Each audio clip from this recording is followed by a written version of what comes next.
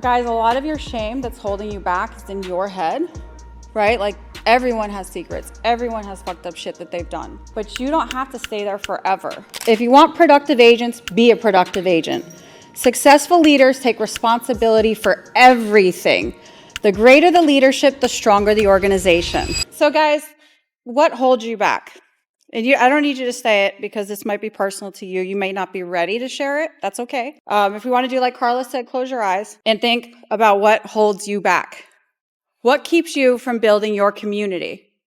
So I've heard Dan say it a lot of times, I don't have children, but you guys are my kids. Dan is using his pain to create purpose. For all of you in this room, what holds you back? What keeps you from building your community?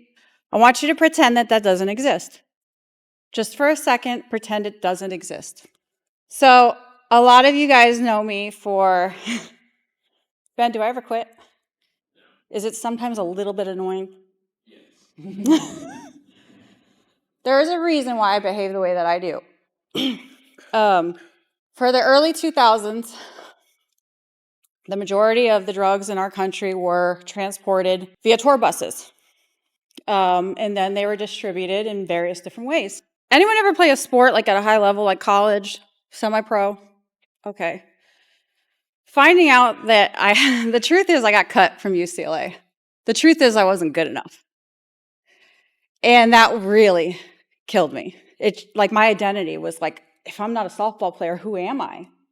You know, I'd done this thing my whole life. And there are people that when I was in high school would ask me for my autograph. I really thought I was that thing. And when I got to that level, they said, no, you suck. Your scholarship, you're done. So I was in a very vulnerable place. And I also had to make money. And I met this gentleman in Las Vegas. And he convinced me to help him run his organization. I attracted the talent. I turned the talent into work. The work distributed. I was basically a madam. I would go to strip clubs and different places, and I would convince girls to work for us, distributing Oxycontin and cocaine in nightclubs. And we were really fucking good at it. At one point, I was bringing home $100,000 a week, but the reason why my work ethic is the way that it is because if I didn't, I was the example. If the VIG was not made, it was me who would get the shit beat out of her. It was me who, if girls quit, told the police about us, would get in trouble. So the reason why I am with the work ethic that I have is because I didn't have a choice. And it wasn't until I became pregnant that I actually really had like the guts to finally leave because I knew he was going to kill me. If sometimes as mothers, like we don't have the courage to save ourselves, but like we'll save our kids. It's weird, right? Yeah. So I ran away in the middle of the night with like literally just the clothes on my back to like a women's shelter. That's how I finally left. But this has been like my ugly shame in the closet for 13 years.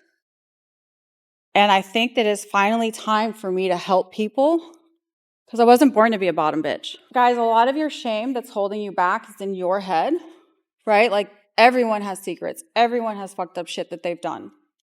But you don't have to stay there forever. You can change. In fact, I want everyone to get up right now, please. And can you repeat after me? I am not my past. I am not my past. I create my future. I create my future. I am here to help. I am here to help. So a lot of these lessons are lessons that I learned from that life that actually, like all of you, if you take some of the hard things you've been through, you can actually apply it to what you're doing right now. I'm sure you apply like counseling and like, what do they call it? Conflict right? Resolution. I bet you apply that all the time. Okay, so 9 lessons in leadership. This is for, who wants to age and attract in here? Why aren't the rest of you raising your hands? All right, one more time. Who wants to age and attract? Hell yeah. Let's go. Okay, you know what's even better than age and attraction? So how do we create a strong organization? Be a leader. A leader sets the example to follow. If you want productive agents, be a productive agent. Successful leaders take responsibility for everything. The greater the leadership, the stronger the organization. If Aaron walked around 300 pounds or cheating on his wife, would we respect him? No. Yeah, he embodies leadership, so we become leaders. Never get comfortable.